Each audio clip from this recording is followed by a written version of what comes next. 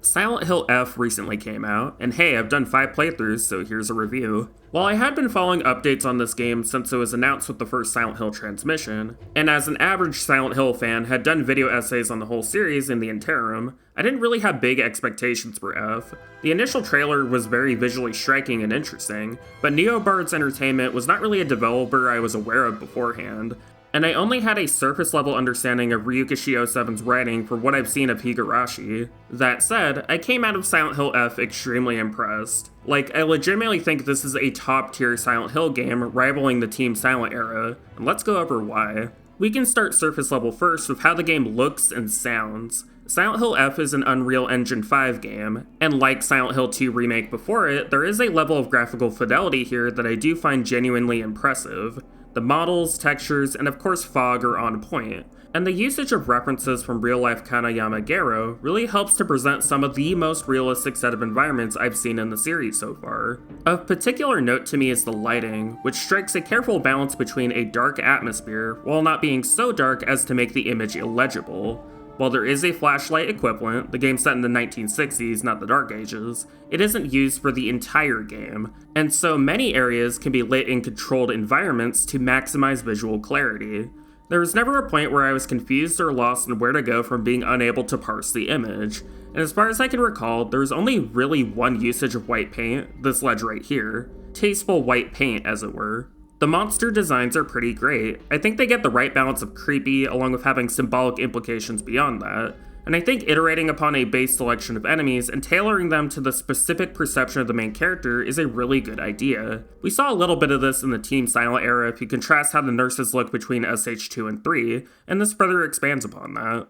The music is done by various composers along with Akira Yamaoka, and is mostly a solid selection. While I think on the whole I prefer Silent Hill 3 and 4's soundtracks for their more 2000s grunge and industrial influence, there's still plenty here that is just as good.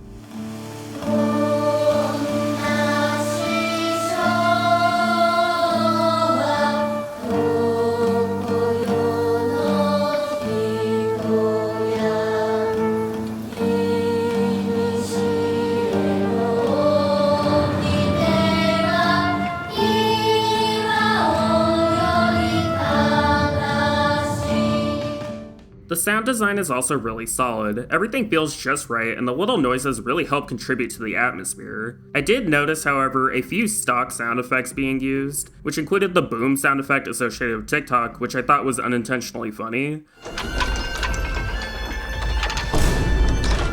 But their actual usage was appropriate in context. As is usual, the voice direction is pretty solid, for the Japanese cast. I particularly love Kazuaki Yasu's performance as Fox Mask, and of course Konatsu Kato as the main character Hinako. They play off each other great, and I really look forward to their interactions. Ohayo. 悪い夢にうなされていたかな。悪い夢。怪我はないか。怪我をするようなことは私がする。君は体を大事にしなさい。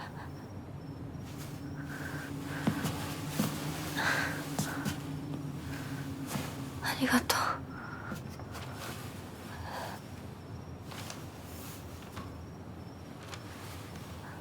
それでは行こうか、ひなこ。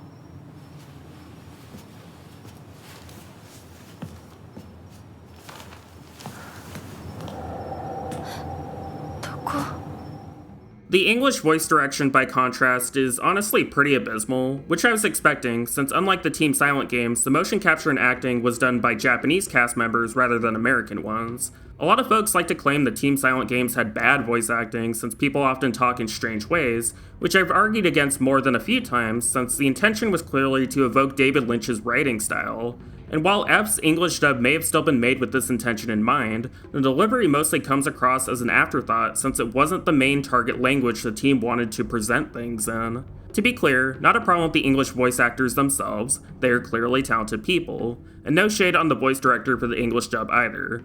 That said, if you play the game yourself, I highly recommend the Japanese dub. Lastly is performance and optimization, and in direct comparison to Silent Hill 2 Remake, which I recorded on the same hardware and was built on the same game engine, F runs much more consistently, far less frequent stutter and lag on similar medium to high settings. There's still some stutter which fan mods can fix, but it doesn't seem nearly as necessary to use as it did with SH2R. I did experience some slight graphical problems due to textures and models not loading in quickly enough for a given scene. This didn't consistently happen and depends on hardware, but it was still noticeable, so I think it's worth mentioning.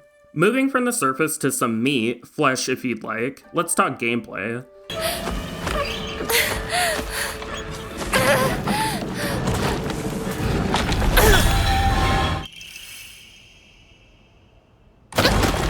Yes. Similar to previous Silent Hill games, F is a survival horror experience which bounces between exploration, combat, and extensive story sequences. F uses an over-the-shoulder perspective for the vast majority of its regular gameplay, with the camera shifting depending on context. Now, I'm biased towards the mixed camera styles in the Team Silent games since I feel it maximizes the impact of individual moments, but that's not to say F doesn't do anything interesting with the camera style it chose. There are quite a few gameplay sequences that I think only work with this in mind, and I have much less issue with a new game using this style compared to remaking a game and throwing out carefully crafted cameras for the sake of homogeneity. Still, there were times, especially during intense combat, where the camera would get stuck in a corner, making it very difficult to see. I didn't notice this happening as frequently as SH2R, but it's still a thing, and combined with the aggressiveness of enemies, it can lead to some pretty frustrating situations. The combat itself is a marked improvement over most other Silent Hill games. Many of its systems have been done before, particularly in Homecoming and Downpour, but they feel a lot more refined and considered. We have a separation between light attacks and heavy attacks again, along with a focus attack which can be charged for a lunge that covers a lot of distance. You can lose part of your sanity from using focus attacks or by being hit in focus mode, and running low can severely limit your options in intense encounters. Light attacks are good for quick damage, while heavy and focus attacks are mainly good to stun enemies temporarily so you have opportunities to heal or get free hits in. Certain enemy attacks can also be countered, indicated by a small visual effect, whose window of opportunity can be extended while in focus mode. Hinako also has a dodge move which has some iframes and can be chained once before a short delay. This hard set limitation helps to prevent spamming it whenever you're in combat, since that delay is long enough to leave you vulnerable. You have to really think when it's worth dodging or simply trying to maneuver out of the way.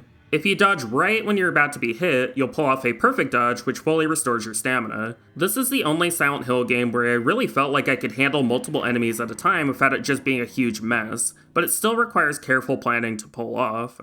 Adding onto this further, there are no projectile weapons in the game, only physical weapons which have a limited amount of durability before they break, although all weapons can be repaired with toolkits. While this sounds pretty stress-inducing, the game is fairly generous with weapon pickups, and I never experienced a single moment in 5 separate playthroughs where I was unable to progress because all of my weapons had broken and I was unable to finish a mandatory fight. It's still something you have to pay attention to since you permanently lose any weapon that breaks, but it's not an over-centralized part of the gameplay and more serves to provide a loose sense of tension. All this is pretty standard stuff on the whole, and there's nothing particularly wrong with the basics done well, but what really helps with all of this is the Omamori and leveling systems, which ties into the inventory capacity and general loop of exploration. Omamori are little amulets and charms you can find in the world or win from a prayer shrine, which provide very useful effects that change how you approach parts of the gameplay. The right combination can lead to a completely different combat experience. You only start with one Omamori slot, which can be upgraded along with your 3 main stats at the price of Faith. Faith can only be earned from giving up items at prayer shrines, which are heavily incentivized to do since you have a limited inventory capacity that you slowly expand over time. And perhaps there's situations where an item you donate could have helped in a fight. All this means you have a lot of extrinsic rewards to keep up your motivation through continual replays, along with New Game Plus unlockables. And it also solves the balancing issue of healing items, which tended to plague the first 3 games a lot since you could stock up on so many items and pause the game whenever for effectively infinite healing. Since healing is much more limited, the game can be balanced around a general baseline in combat and item acquisition that prevents things from getting too out of hand. It's super solid stuff, and it's clear the designers spent a lot of time considering the flaws of the previous games and working to meaningfully address them in a way that ties gameplay into the story that much more. Exploration through the environments is about on par with previous titles, being fairly linear with small optional sections. I saw a little disappointment that there wasn't a more open town like in previous titles, but it's worth considering that space was mostly emptiness used to connect the more meaningful stuff together, and honestly, I really don't miss getting lost because I wasn't checking my map when trying to navigate various streets that look the same. Emptiness is still an important factor though, and is present in F, but having it so the actual overworld is more varied in visuals and navigation does a lot more for me. If I were to make any sort of criticism just on gameplay, and this is pretty petty and minor, but it started to really annoy me across multiple playthroughs, the item selection itself for the Omamori is pretty bad. It's just a long single-file list with the only reasonably quick identifying information being the descriptions, despite a blank space here that could have easily fit the examination picture for added visual clarity. Contrast this with Hollow Knight's implementation, which has these nice little slots indicating the total amount in the game with a consistent location for each charm along with a little picture along with the item name and description. Something like this could have easily been done for F and would have massively improved the interface. Hopefully this will be addressed in a future patch, since otherwise I think everything here flows very well. There's more I want to talk about with the gameplay, but some aspects of it would spoil parts of the story, and since the game is brand new, I want to limit that as much as possible for new people, which is why so far I've only used footage from the first hour of gameplay. To that end, I'll talk about the game's story in 3 distinct chunks. Layer 1 will only cover things which can be gleaned from the first hour of gameplay, and thus will have minimal spoilers. Layer 2 will cover all relevant story in a first playthrough, and Layer 3 will cover New Game Plus and the various endings. When you hear this chime, that means I'm moving on to the next section, so if you're worried about spoilers, please pay attention to that. Also note the content warning that is on screen currently, the same one the game uses. With that out of the way, the game's story follows Shimizu Hinako and her close friends Shu, Rinko, and Sakuko during the 1960s in the fictional town of Ebisugaoka. During what appears to be an average day, Sakuko is suddenly attacked by red spider lilies and dies, and Hinako is chased by a figure in the mist. This seems to cause the town to fall into some sort of limbo, with almost everyone missing to be replaced with malevolent creatures. Intermixed with this waking nightmare, Hinako on occasion passes out and has dreams involving Fox Mask leading her into some sort of ceremony. Someone or something is pulling her in different directions, and it's up to you to figure out the answer. Now, one of the biggest discussions around the game is, as expected, its place in canon.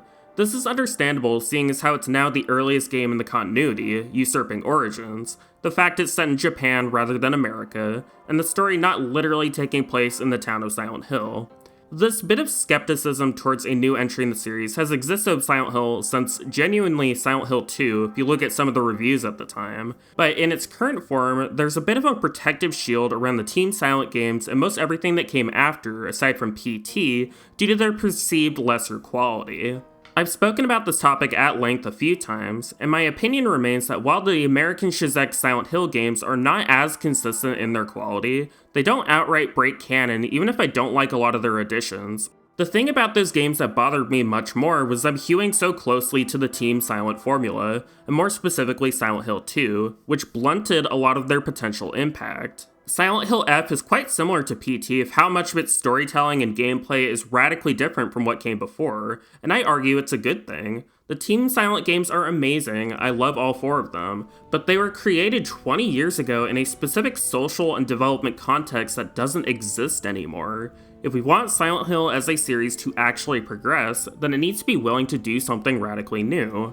That being said, there's nothing in particular with Silent Hill F that contradicts the Team Silent games. Silent Hill 3 and 4 both showed that the other world is able to manifest outside of the context of Silent Hill, and we know from reading various tidbits on the lore that the Silent Hill cult, the Order, were not native to the region, and instead were corrupting indigenous beliefs they were effectively replacing. Part of why it's very important that James, Laura, Angela, and so on see the other world differently from the other Team Silent protagonists is because they were never indoctrinated into the cult, they're outsiders. The Order melds these otherworldly forces to their own ends through hardcore abuse and brainwashing, and the gods of their religion feed off that in a symbiotic relationship. The creators of F felt that the series lost a lot of its Japanese identity through the American games, and so F is the course correction to rectify this, which I personally agree with doing. We need new influences that aren't echoes of Team Silent, and overhauling the setting is one means to that end. Besides, I never felt there was anything too specific to Silent Hill's storytelling and lore that required it to be set specifically in America. Most of the major themes are pretty universal across any culture in any time period, which Ryu Kishio 7 probably noted when re-examining all of the prior games to prepare for writing F. 実は私それまでのサイレントヒルを一通りやらせてきて、いつも割と女性が割と受難というか気の毒な生まれた時から気の毒な目に遭っている女性が多かったんで、ただ不幸な目に遭ってるだけではなく、その不幸な中でも自分なりの選択を葛藤しながら選べるような、流されるんじゃなくて自分の意思で答えを見つけれるような主人公あるいは物語にしたいなという思いはありました。 While we're on the topic, saying that F may as well have been a Fatal Frame or Siren game over Silent Hill due to its focus on a Japanese setting is pretty wild. While there are some broad similarities by being within the same genre of survival horror, very little similarities are present when examining the themes, characters, gameplay, or plot. Like what, is every game set in America a Grand Theft Auto clone? Where's the logic here? I would recommend folks who feel this way to look into various horror films, video games, and so on set in Japan to really see how diverse these interpretations of broad concepts can really be. There's some all-timers stuff in there, and I bet you'll have a great time. Diving deeper into F's story, as you progress through the game, the line between dreams and reality starts to blend together more and more. Events that you only experience in the dream start affecting reality, with Hinako sacrificing more and more of herself to Fox Mask in some pretty harrowing scenes. What becomes clear is that some recent event fractured Hinako's friend group, which in effect exposes a lot of the loneliness present there. Rinko, for instance, has a stalkerly obsession of Shu, but Shu only has eyes on his partner, and the idea of preserving their childhood friendship. Probably the most effective moment of horror for me comes from the contrast between the school dream and the reality section after. In that dream, Hinako consciously makes decisions that result in the deaths of her 3 closest friends, and upon waking up finds that Rinko and Shu have completely disappeared. Did Hinako know this would happen, and moreover, were they even there to begin with? It's in this contemplation of absence that I truly started to connect to Hinako and her struggle. While obviously I've never literally been in a Silent Hill situation, I felt the emptiness of losing a friend before. Here I want to highlight the effectiveness of how the story and gameplay are integrated. There are more open, exploratory segments, such as the school, alongside linear set pieces like the chase scenes.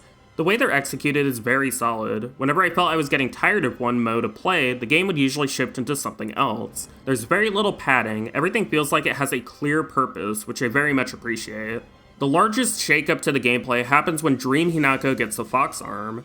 This replaces her previous weapons with a new moveset, and Shima gets a double trigger that makes her briefly invincible, which I certainly wasn't expecting, but I love that it's here.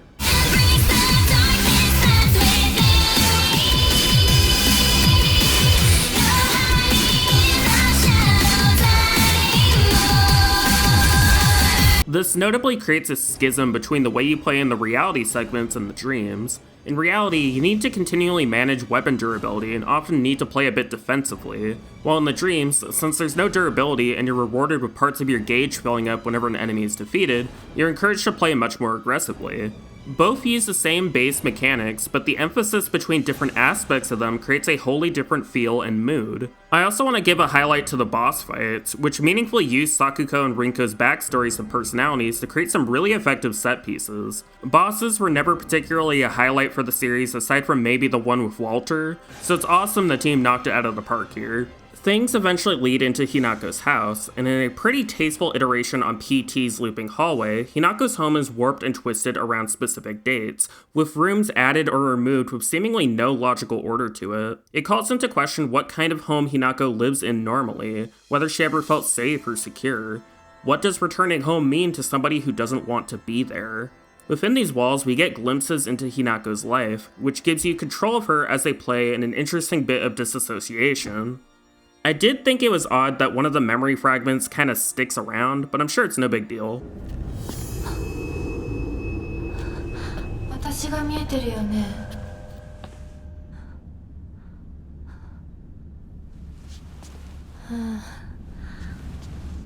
とうとう私の声まで聞こえるようになったんだ。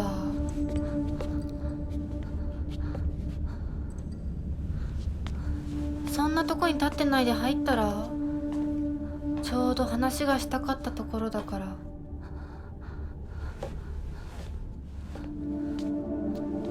あなたは誰なの？自分でもおかしいと思うの。自分で自分がわからない感じ。自分の気持ちが自分で理解できない。どういうこと？何の話をしているの？多分あなたは私で、私はあなたじゃない。そういう気がするの。あなたは誰？私がひなこならあなたは誰なの？あ、ひなこなのは同じ。でも心はもう清水ひな子じゃないのかもしれない。わけのわからない言い方はやめて。何の話をしているの？あんたこそとぼけるのはやめて。さっきからなんで何もわからないふりをしているの？ねえ、しっかりと私と向き合って、ちゃんと考えて。私はね、あんたをすぐに殺すこともできたんだよ。でもしなかった。なんでかわかる？ちゃんとあんたと清水ひな子と本気で話がしたかったから。私たちは対等に、そして全力で殺し合わなくちゃいけない。なのにあんたは逃げ回るだけ。それどころか真剣に私たちのことを考えようともしていない。これ以上あんたが逃げ回るならもういい。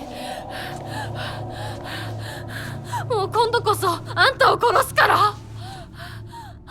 あんただけじゃないからね。お父さんもお母さんも殺す。この家もこの町も消し去ってやる。凛子も咲子も殺す。そしてもちろんあんたの大切な相棒もね。シュはどこにいるの？ねえ、シュってそんなに大事？あんたのこと未だに宇宙戦争ごっこの相棒だと思ってるんだよ。あんたのこと女だとさえ思ってくれてないんだよ。ただの幼馴染の腐れ縁。死んだって全然問題ない。シュは大切な私の相棒だ。殺されてたまるか。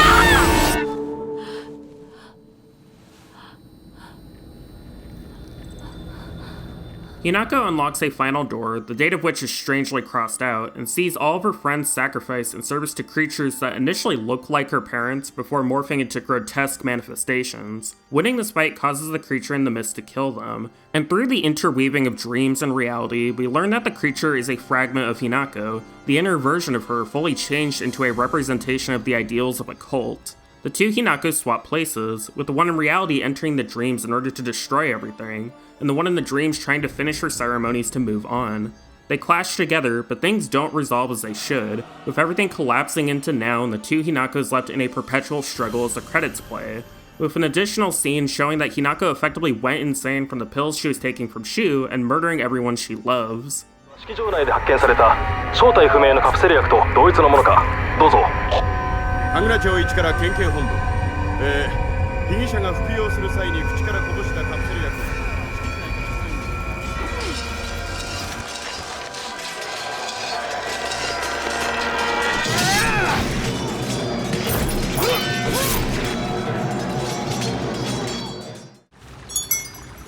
When the game revealed that I had only finished part of it and still needed to complete various routes to get the full story, I was immediately reminded of Drakengard, the cult classic hack and slash perhaps most famous for its somewhat confusing relationship with Nier more than anything. I'll get far into discussing that game's story since I think it's worth experiencing yourself, but I want to make a note that both it and Silent Hill F use the concept of extreme violence in order to expose layers upon layers of repression and denial. These long segments in which you are forced to fight enemies are reflective of Hinako's mental state. They're deliberately made to be exhausting in order to have you identify with her struggle. She feels funneled into committing extreme acts of violence, but fails to see the strings pulling everything, the ways her behavior is manipulated.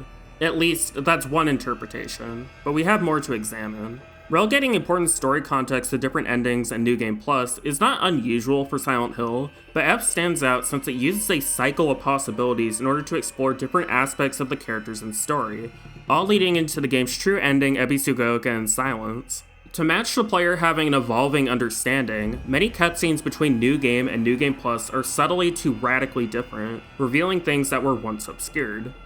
どこ行く？話はまだ終わってないぞ、ひなこ！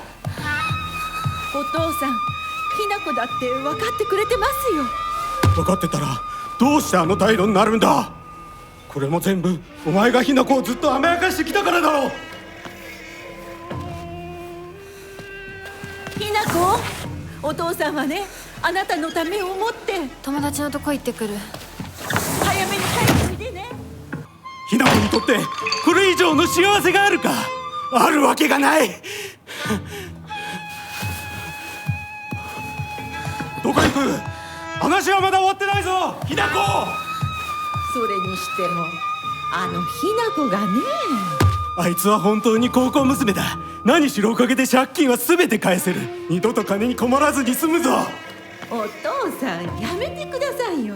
ひな子に聞こえますよ。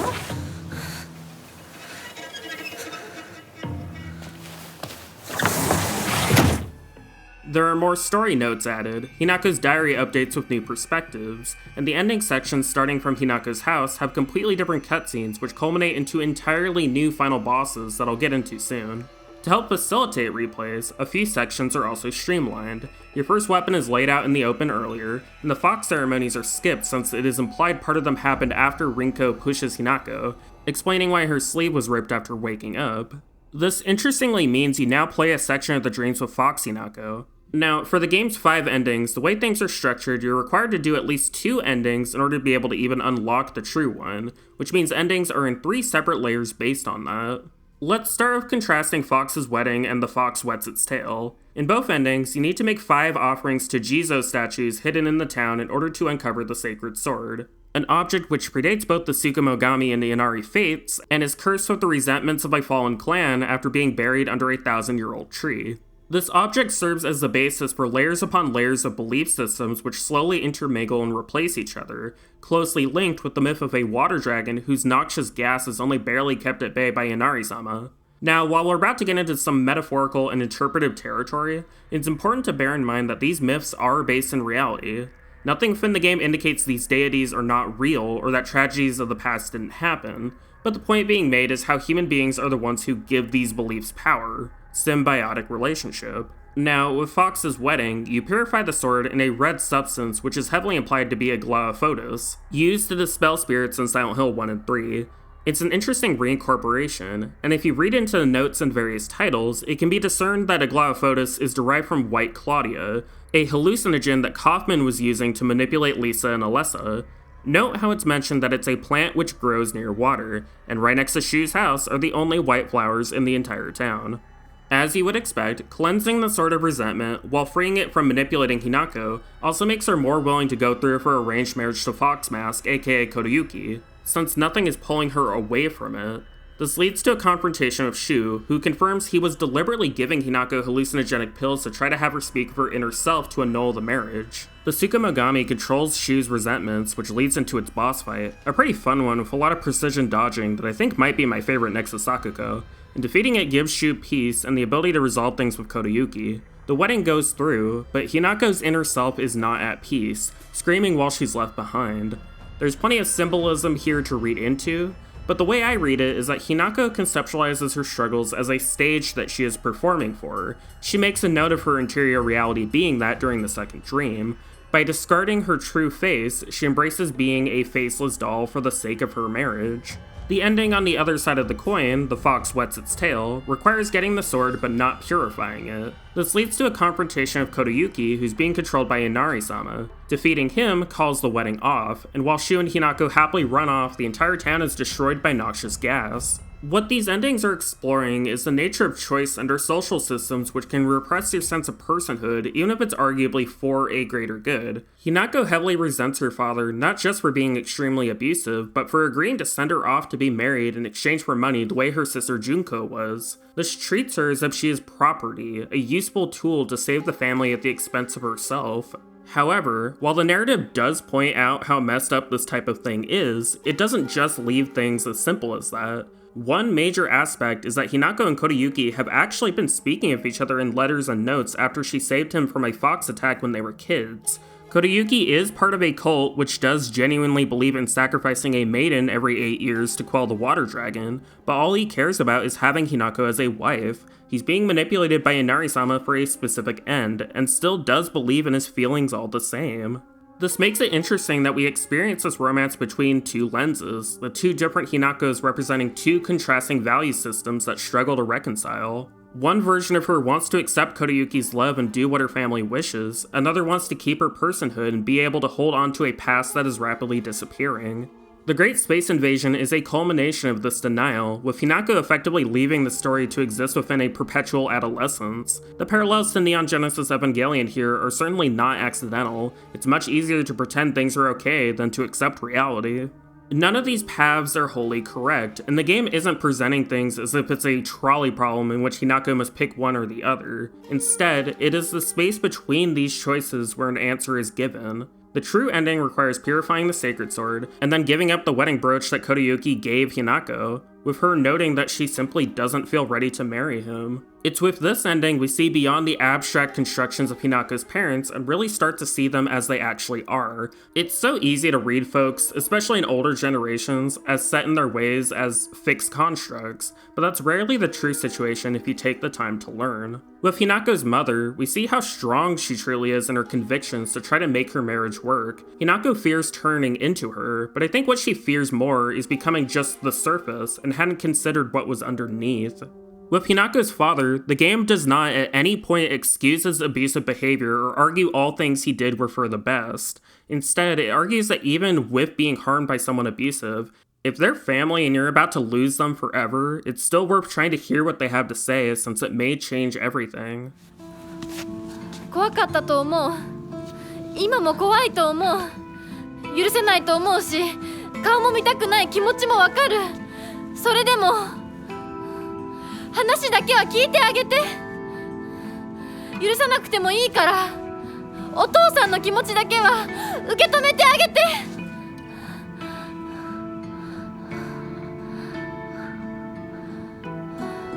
もし俺のせいで男というものに恐怖を覚えているならそれは誤解だ。俺はろくでなしだが他の父親たちは違う。俺とは正反対で琴行君は立派な青年だ。彼なら絶対にお前を幸せにしてくれる。付き合いの長い柊君立派な男だけどな。あいつならお前をやれるとずっと思っていた。しかしそんなのは俺の勝手な決めつけで結婚するもしないもお前が自分で決めて構わない。俺を許さなくていいから俺の呪縛から解放されて幸せに生きてくれ。今まですまなかった。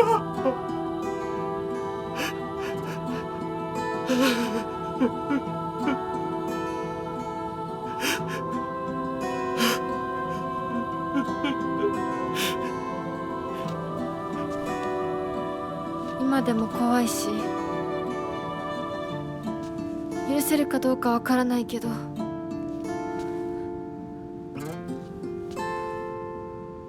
お父さんの気持ちだけは受け取ったから。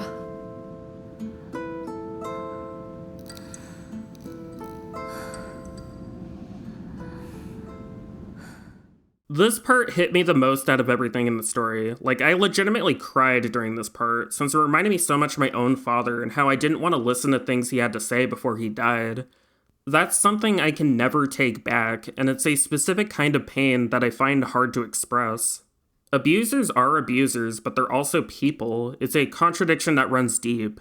It's important to separate yourself from abusive situations when you can and get into a place where you're happy. But with family, it's fucking complicated, and this is the only piece of media I've ever seen that really gets into how hard it is. The last fight of the game has the two Hinakos fight the controlling gods for their own agency. The line between reality and dreams is no longer a concern, and in the space between choices, they're given time to sit in a silent town and just breathe for a moment that could last forever. What a game. I truly never expected this series to reach the highs of the Team Silent era again, and with this game I feel like it may have been matched or perhaps even surpassed. I will always hold Silent Hill 3 closest in my heart for what it meant to me after my father's death. While that feeling is important, I also feel it's equally as important to be willing to embrace growth and change.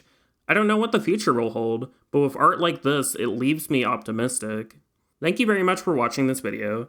I would appreciate it if you left a like if you liked the video, subscribe to the channel if you haven't, and maybe leave a comment letting me know your thoughts. I also have a Patreon if you're interested in that sort of thing. Until next time.